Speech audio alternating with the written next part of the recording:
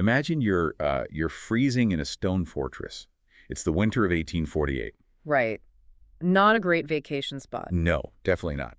You're a political prisoner locked away in this remote mountain prison called Chirik, which is up in northwestern Iran. And you are completely isolated from the outside world. Exactly. Isolated from your followers, your family. I mean, if most people found themselves in that grim of a situation, they'd probably, I don't know, write a political manifesto. Or a desperate plea for mercy to the authorities, maybe. Right. Or just, completely descend into despair. Yeah. But the man we're focusing on today decided to do, well, none of those things. No, he went a completely different route. Yeah, he sat down in that freezing cell and wrote this vast, incredibly complex manual explaining that the alphabet itself is alive. Which is just a staggering thing to do in that environment. That every single letter you speak is a conscious spiritual entity. It's honestly one of the most stunning historical and psychological contrasts you can find in religious history. Yeah, it really is. The author is known as the Bab. He's the founder of the Babi movement, which was, at the time, just sweeping through 19th century Persia. And absolutely terrifying the religious and political establishments there. Oh, completely terrifying them. And in the midst of all this intense persecution, confined to this miserable physical space, he is busy architecting an entire metaphysical cosmos. He's looking so far beyond his prison walls. Right. He's looking beyond his own life, really, and restructuring the very fabric of how humanity perceives reality. So today we are going on a deep dive into that exact text. It's called the Kitab-i-Azma, which translates to the Book of Names. A fascinating text. And just so you know where we're pulling this from, our sources for this exploration come from Volume 19 of a Provisional Parallel Text Study Series. Specifically, we're looking at two really highly concentrated documents within that volume. Yeah, one is a compressed exposition of the work written by the Bab himself, which is cataloged as BB000N6. And the other is a comprehensive catalog of the divine names used in the text, cataloged as BB00035. So the mission for our time together today is to, we want to extract the profound insights from this esoteric masterpiece. We're going to break it down. By the time we finish this deep dive, you will see language, the universe, and really the architecture of your own mind through a completely different, interconnected lens. It completely shifts your paradigm. We're going to explore his cosmological rhythms, trace the mystical geography of these four sacred rivers, and break down the literal neuroplastic effects of his meditative tools. But to do that properly, we kind of have to start by completely dismantling our modern assumptions about language. Right. We have to clear the slate. Because for most of us, language is just a utilitarian tool, It sits in a toolbox until we need to communicate a need. Yeah, like if you want an apple, you use the vocal sound apple to point to the physical object so someone will hand it to you. Exactly. And this is essentially the modern view of nominalism. Okay, I want to spend some time on that concept, nominalism, because it sets the baseline for what the Bab is arguing against. It's crucial context. Right, because the prevailing assumption in our culture is that words are just socially agreed upon labels, right? Yes, they're just arbitrary. They're just like puffs of air vibrating against our vocal cords, or arbitrary squiggles on a screen. Right. There's no inherent magic to them. Exactly. If we all decided tomorrow that the squiggles making up the word tree actually meant car, then that would just be the new reality. We'd all be driving trees to work. Right. There's nothing inherently tree-like about the word tree. Exactly. Nominalism, which gained immense traction in Western philosophy through thinkers like William of Ockham in the Middle Ages. Oh, like Occam's razor? The very same. Nominalism basically argues that universal concepts like beauty or justice, they don't exist as real independent things. They're just names we use to group similar things together. Okay, that makes sense. And if you fast forward to the 20th century, you have philosophers like Ludwig Wittgenstein arguing that the meaning of a word is entirely defined by its use in a specific language game. Meaning it's just a social consensus. Exactly. Even Martin Heidegger, who famously called language the house of being, was essentially arguing that our vocabulary structures the limits of our reality. But we can't think outside the bounds of the language we possess. Right. But all of these perspectives, while profound, still treat language as a human construct, a purely human phenomenon. And the Bab looks at this entire premise and essentially flips the board over. He completely rejects it. He doesn't just present a different philosophy of language, he presents a highly sacramental, ontological view of speech. Yes. He elevates it to a metaphysical level. In this text, he asserts that a name, specifically a divine name, giveth tidings of the named. Right. He's establishing a direct, unbroken metaphysical link between the word and the divine reality it describes. So it's not just a label. No, the Bab writes, and this is a quote, God created not the name, save through that which is named, and the named appeareth not in speech, save through its mention, which is its name. Okay, let's unpack that because it's dense. In this theological framework, you cannot separate the essence of a divine attribute from its invocation. Wow. Okay. When you speak a divine name, you aren't just pointing to some abstract concept in the sky, and you certainly aren't just engaging in a social language game. So what are you doing? The reciting of divine names acts as a practical, participatory path toward God.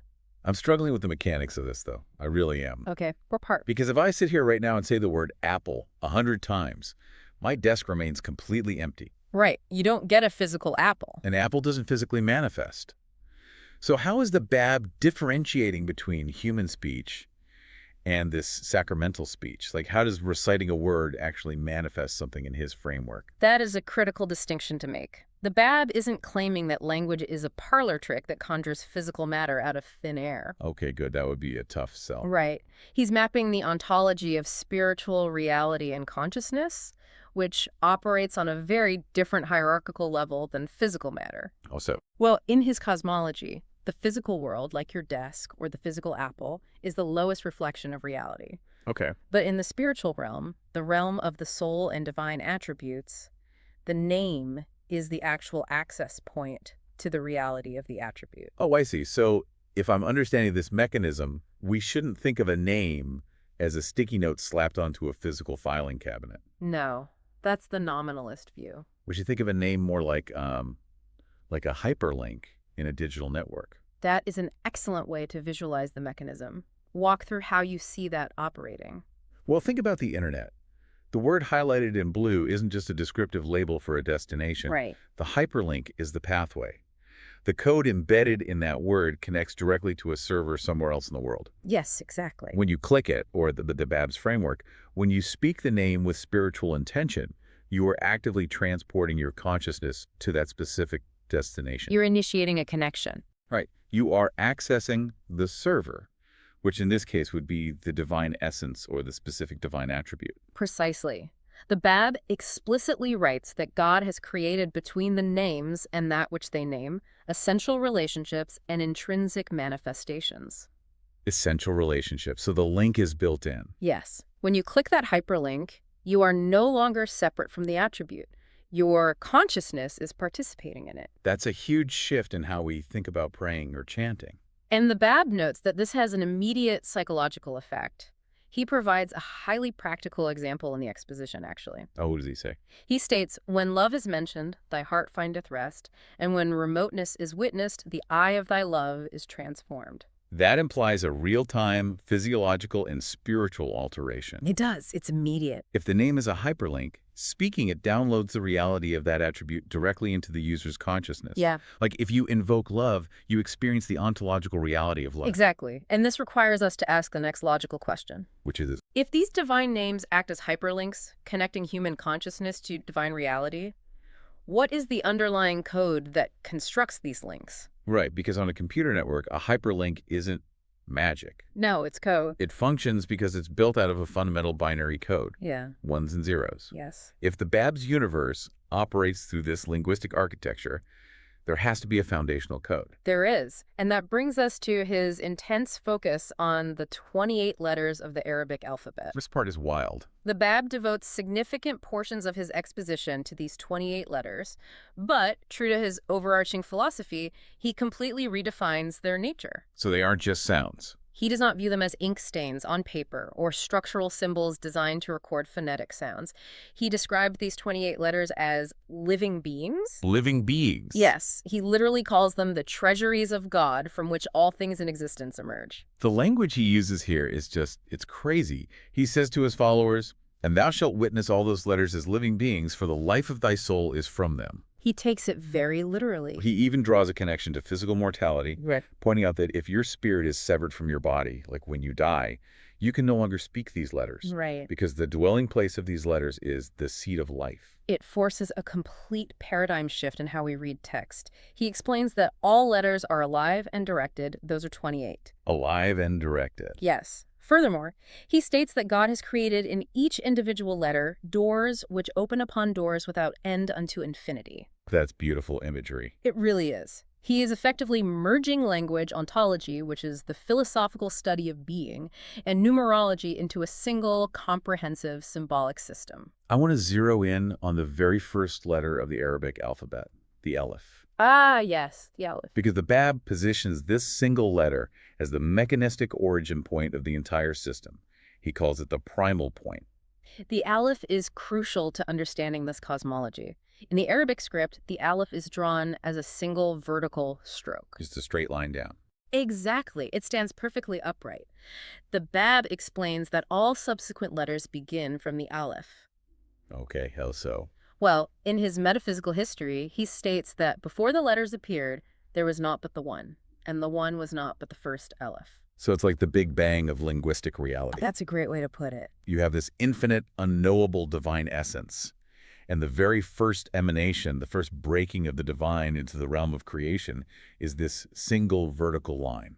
Exactly. It represents the transcendent unity of God entering the structural reality of the universe. And the other letters? Every other letter in the alphabet is essentially a manifestation, a bending, a curving, or a derivation of that primal vertical stroke. Oh, wow. I never thought of it that way. The Aleph contains the potential energy of all the other letters. If we stretch our computer code analogy further, the 28 letters are the base 28 code of the spiritual universe. Yes. But the Bab is suggesting something that breaks the bounds of that analogy. Yes. Because our ones and zeros are inert, right? Right. They don't do anything on their own. They only do what the programmer tells them to do. But the Bab is describing a scenario where the base code of existence is actually conscious. Yes. That's the leap. Imagine if the algorithms running a computer were alive, self-aware, and actively participating in generating their own meaning. That is how he views the letters. They are conscious treasuries of divine power. This specific concept, this idea of the living generative power of the alphabet, it actually places the Bab in conversation with some of the most profound esoteric traditions in history. Really? Like, who else was talking about this?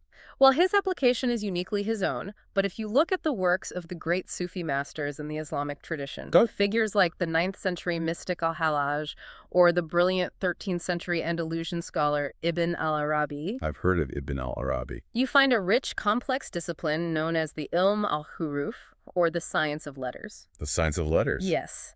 They, too, viewed the Arabic alphabet as containing the cosmic blueprints of reality. So it's not a completely new idea, but he's building on it. Exactly. Ibn al-Arabi famously spoke of the universe as being articulated by the breath of the compassionate, where divine breath articulates itself into the letters that form the physical world. It's not just isolated to Islamic thought either, is it? You see the exact same intuition in ancient Jewish mysticism. Oh, absolutely. Like the Sefer Yetzirah, which is known as the Book of Creation. It's one of the foundational texts of Kabbalah, and its entire premise is that God literally engraved the universe into existence using the 22 letters of the Hebrew alphabet. Right. It's a very similar cosmological framework. So there's this deep cross-cultural mystical intuition that the alphabet is not descriptive after the fact.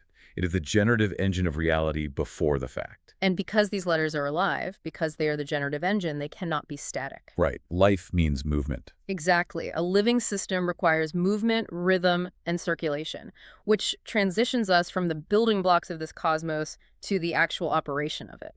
Okay, so how does this living code move? The text outlines a very specific cosmological rhythm to answer that.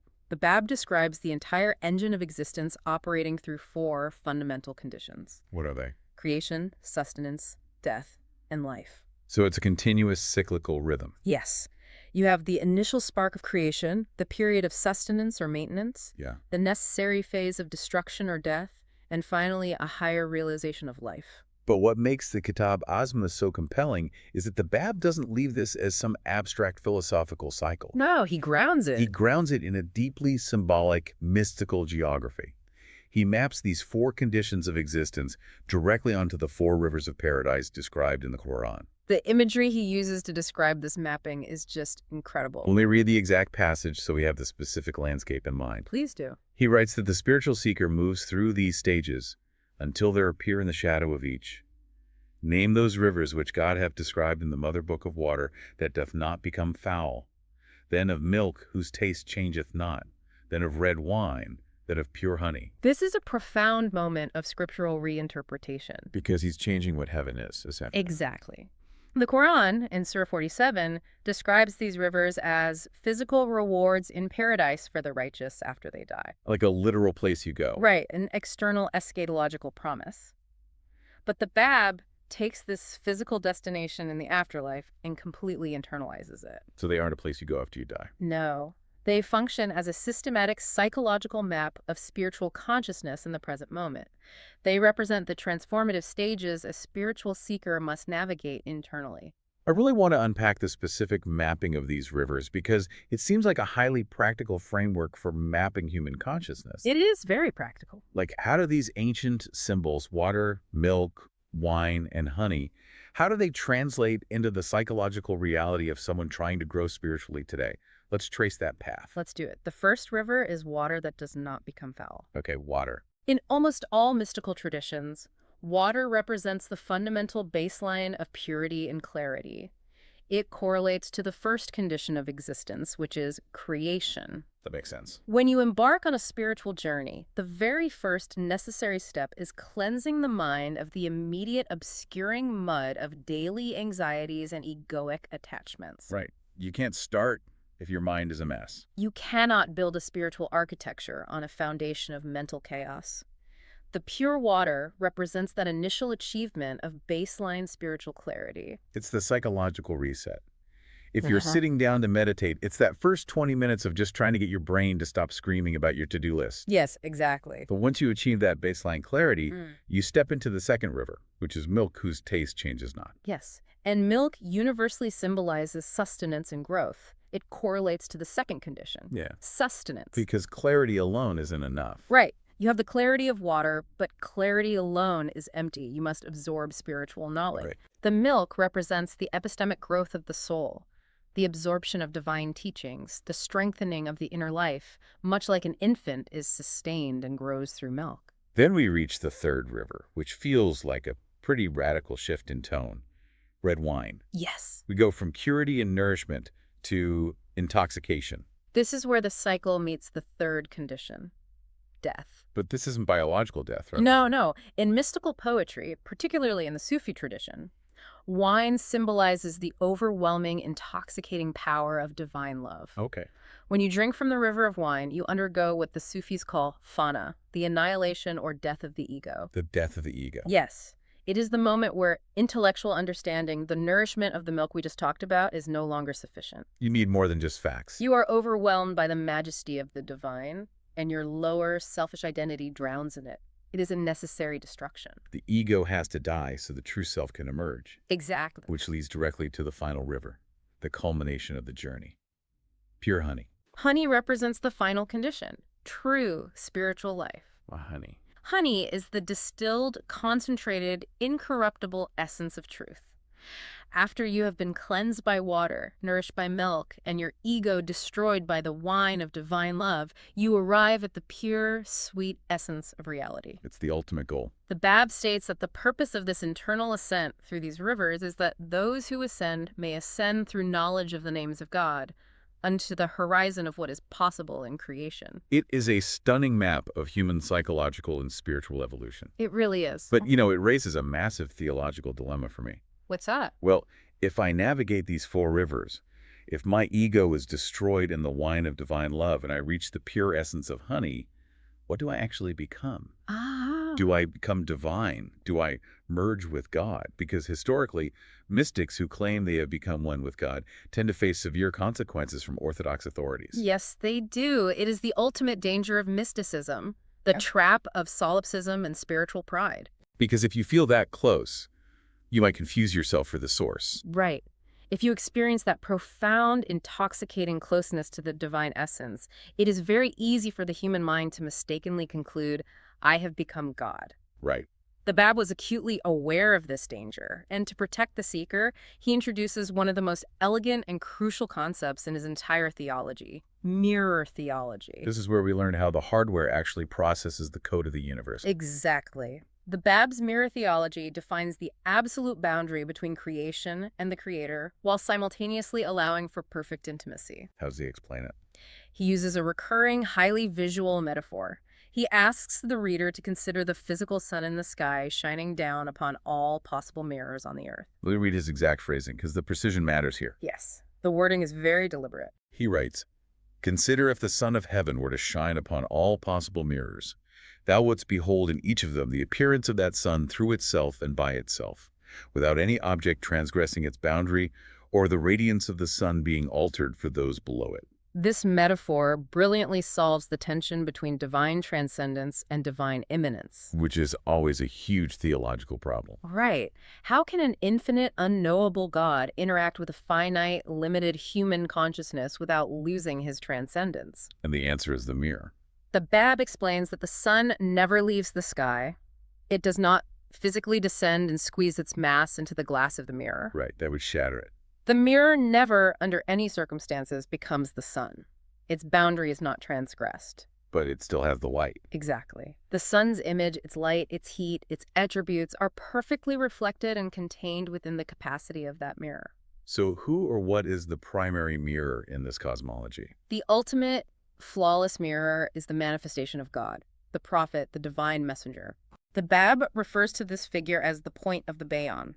They are a mirror that is perfectly polished, infinitely clear, and angled with absolute perfection toward the divine sun. So when you look at them, you see the sun perfectly. When humanity looks at this manifestation, they see the perfect reflection of God's attributes. But the theology doesn't stop there, right? No, it cascades downward. Every single created thing, every human soul, is also a mirror capable of reflecting divine attributes according to its own capacity. The psychological protection this metaphor offers is brilliant because it simultaneously defends against the two greatest extremes of the human ego. Total narcissism and total despair. Exactly. Walk us through how you see it defending against both. Well, on one end of the spectrum, if you have a massive spiritual breakthrough, you might fall into the trap of narcissism and think you are divine. Right, I am the sun. But the mirror metaphor immediately corrects that. It says, you are just a piece of glass. The blinding light you are holding does not belong to you. It belongs to the sun. Don't confuse the reflection for the source. It keeps you humble. But on the other end of the spectrum, many people look at the majesty of the universe and feel utterly worthless, like they're just meaningless dust. Very common feeling. The mirror theology intercepts that despair by saying, no, you hold the very image and light of the divine within you. Your existence is a treasury capable of reflecting infinite beauty. It is a beautiful equilibrium. It really balances it out. And the study guide provided with the text notes that this reflects certain elements of Neoplatonic philosophy. Oh, like Plato? Later Platonism, yeah. Specifically, the idea of participation, where all earthly things participate in the ultimate good without ever exhausting or diminishing the good itself. That makes sense. You also see echoes of the Pauline theology in the New Testament, specifically 2 Corinthians, where believers are described as reflecting the Lord's glory and being transformed into his image from glory to glory. It's a universal concept, kind of. Right. The Bab emphasizes that the sun is exalted in and of itself, but the mirrors, humanity, are exalted solely by virtue of receiving the likeness of its manifestation. There's a practical question that arises from this, though, regarding individual identity. What's that? If every single human being is just a mirror reflecting the exact same sun, doesn't that erase our individuality? Like, does spiritual perfection just mean becoming an identical blank piece of glass, reflecting the exact same image as the person next to you? That's a great question, and the Bab addresses this specific concern with a fascinating philosophical principle. What does he say? He writes, every name within its own degree is the most great name. Wait, read that again. Every name within its own degree is the most great name. He elaborates that in the realm of creation, every single thing within its own specific sphere perfectly manifests its intended attribute, such that its trace doesn't appear in another. That is a dense statement. Yeah. What does it actually mean for the individual? It means that the specific shape, the unique curvature, and the specific capacity of your individual mirror is not an accident. It is the point. The uniqueness is the point. Think about it. A massive 10-foot telescope mirror reflects the sun perfectly according to its capacity. Right. A tiny 1-inch pocket mirror also reflects the sun perfectly according to its capacity. The pocket mirror isn't defective because it's small. It is perfect within its degree. Okay, I see. Your individuality, your specific personality and life experience is the unique lens through which a specific angle of the divine light is refracted into the world. Oh, wow. If your spiritual capacity is oriented toward compassion, you reflect the sun as compassion. If your capacity is oriented toward justice, you reflect it as justice. It takes all of them. Yes. The divine reality requires infinite unique mirrors to reflect its infinite facets. That reframes how we look at our daily lives so much. You can literally wake up and ask yourself, what is my mirror pointed at today? Exactly. Because a mirror has no choice but to reflect whatever it faces. If I spend my entire day doom scrolling, facing anger, petty grievances, and anxiety, my mirror is going to project that chaos into my environment. Yes. That's all it can reflect. But if I consciously utilize my agency to turn my mirror toward the sun, toward compassion, patience, and love, I channel those attributes into my reality. And it is exactly that challenge, the difficulty of keeping the mirror turned toward the sun in a world full of distractions and hardships, that prompted the Bab to build a practical engine within the text. He didn't just leave it at theory. He didn't just write a theoretical treatise on mirrors. He provided a highly structured, rigorous, rhythmic tool to help people actively polish their mirrors and keep them aimed correctly.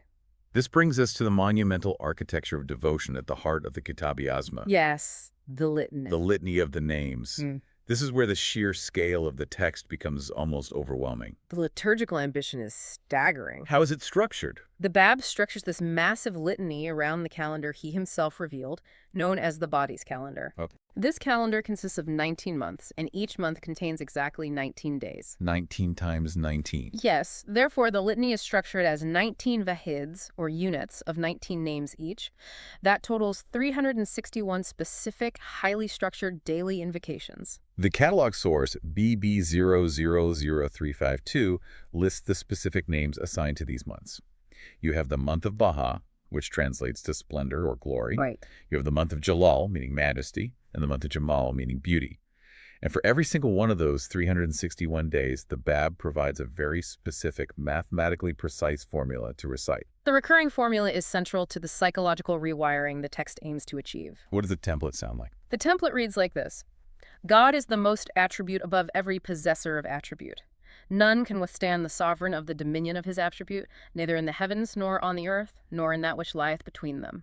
He hath ever been the attribute, the attributor, the attributed. Okay, so to hear it in practice, for the month of glory, the invocation you would recite is, say, God is the most glorious above all that possesseth glory. None can withhold himself from the sovereign dominion of his glory, neither in the heavens nor on earth, nor in whatsoever lieth between them. Verily, he hath ever been glorifying, glorifier, glorious. On a surface reading, one might dismiss this as just standard, repetitive religious praise. It sounds like typical prayer, yeah. But if we analyze the specific phrasing and place it in its historical context, there is a radical, profoundly subversive political theology hidden inside this daily devotion. This is the part that completely fascinated me when I read it. It's brilliant. Walk us through how reciting this invocation functions politically, especially for someone in the Bab's position. Well, look at the exact words the follower is instructed to repeat. Above every possessor of glory, and none can withhold himself from the sovereign dominion. Okay. In 19th century Qajar, Iran, the Shah was considered the absolute, unquestionable shadow of God on earth. The ultimate authority. Yes. The political and clerical authorities wielded absolute power of life and death over the populace.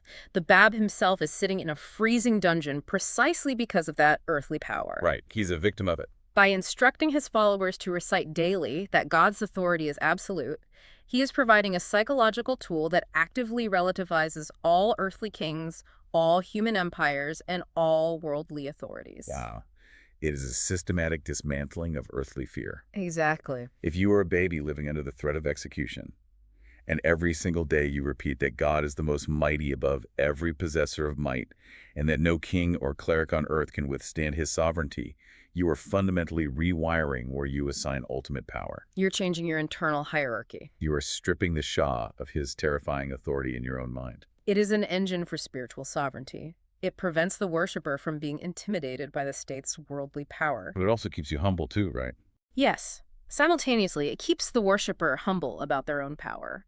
It reminds you daily that any attribute you might possess, whether you're a wealthy merchant, a knowledgeable scholar, or an influential leader, is just a temporary reflection in a mirror. The true source, the ultimate sovereign, is God alone. Exactly. And we cannot ignore the neuroplastic effects of this practice. Oh, absolutely not. It's a huge component. Taking an abstract philosophical concept like absolute divine sovereignty and reciting it 361 times, day after day, month after month, shifts it from a fleeting intellectual thought into a deep physiological habit. It physically changes you. Modern neuroscience tells us that structured repetition literally rewires the default mode network of the brain. The Bab is utilizing ancient neuroplasticity. He really is. He is giving his followers the exact tools to physically polish their neurological mirrors so they don't get clouded by the fear of the state or the delusions of their own ego. He is creating a structural path back to reality. It's so practical. The Bab explicitly writes that the purpose of these names and their endless repetitions is to ensure that none may be veiled by anything from God his Lord, nor see in all the names aught save the manifestation of the name of God. He's training their perception, Yes, he is training their perception to pierce through the illusions of the material world. which forces us to look at the ultimate trajectory of this entire system. Where is it all going? Right. We have living letters, we have rivers of consciousness, we have mirrors, and we have a 361-fold daily litany. Where is this massive, intricate, cosmic map leading the follower? What is the final destination? What is it all for? Everything in this vast 19th century text is oriented toward one singular event. Okay. The Bab states categorically that all these most beautiful names, the entirety of this metaphysical architecture, exist purely as evidences of him whom God shall make manifest. Him whom God shall make manifest. This is the specific prophetic title that Bab gives to the manifestation of God who will succeed him. Yes. And understanding this reveals the profound humility at the core of the Bab's mission. Because it's not about him. Exactly. We have to remember the context we started with.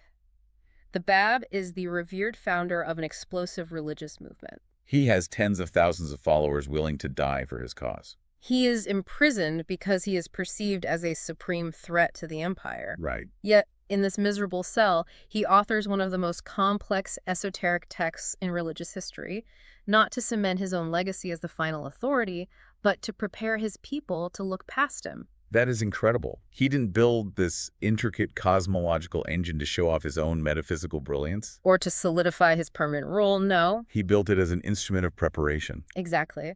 He writes that all these signs and structures are but evidences of him whom God shall make manifest. He's getting them ready. He is taking his followers through rigorous cycles of negation and affirmation. He is intentionally stripping away their old, static concepts of God, their attachments to traditional religious authority, and their limited understandings of language. Breaking it all down. He is breaking down their old worldview so completely that they have the spiritual capacity to accept the new one when it arrives. You know, it makes me think of an astronomer dedicating their entire life to building an incredibly complex, massive telescope. Oh, that's a great analogy. They spend decades in isolation, grinding the massive lenses by hand, meticulously constructing the brass gears, enduring tremendous suffering to calibrate it perfectly. Right. But they aren't building it so people will applaud their engineering skills. And they aren't even building it so people just stare at the telescope itself. No. They dedicate their life to building this instrument purely so someone else, perhaps a generation later, can look through the eyepiece and recognize a new star rising in the distance. That is the perfect encapsulation of the Kitab-i-Azma. It's all about the lens. The entire book is an instrument of perception. If the followers' mirrors are perfectly polished by the litany, if they understand that language is a living gateway, and if their internal consciousness has navigated the four rivers, they will be trained to look for the divine sun. They'll be ready. They won't miss the dawn of the next manifestation because they will be attuned to the frequency of the names. From negation to affirmation, the text strips away the old to make room for the new. That is an incredibly powerful summary of a deeply mystical, demanding text. It takes a lot to get through it, but the payoff is immense. Let's take a moment to look back at the massive landscape we just crossed. We covered a lot of ground today. We did. We started in a freezing prison cell and immediately dismantled the modern idea that words are just arbitrary labels, discovering instead the sacramental power of spoken names acting as hyperlinks to divine reality. We explored the underlying code, too. Yes, the 28 Arabic letters, not as ink on a page, but as living, conscious treasuries originating from the primal point of the Aleph. Then we navigated the mystical geography of human consciousness. Through the four rivers, securing the pure water of clarity, absorbing the milk of sustenance, dying to our ego in the red wine of divine love, and arriving at the pure honey of absolute truth. We also learned the vital importance of mirror theology. Understanding how to reflect the divine Son perfectly within our own unique individual capacity without falling into pride or despair. And finally, we saw the litany. How the Bab provided a rigorous 361-fold daily litany to neurologically and spiritually train his followers to recognize the ultimate truth, which is the coming of him whom God shall make manifest. It is a breathtaking synthesis. It really is. The Bab merges abstract theology, deep mysticism, and highly practical psychological devotion into a single system designed entirely to elevate and transform the human spirit. It fundamentally changes how you look at reality. And I want to leave you, the listener, with a final thought to carry with you today as you step back into your normal routine. Something to ponder. If the Bab is right, if the words we speak are not just empty puffs of air, but living treasuries that actively construct our spiritual and psychological reality, what names or labels are you assigning to yourself and the people around you every single day? A very challenging question. Think about the internal monologue running in your head. When you describe your own capabilities, when you label your coworkers, your family, or the challenges you are facing, are the words you are speaking constructing a psychological prison cell? Or are they opening doors? Exactly. Are the words you choose opening, as the Bab promised, doors upon doors unto infinity? It's all about what you point that mirror at. Keep your inner mirror polished. Be incredibly mindful of what you pointed at today. And until next time, keep exploring.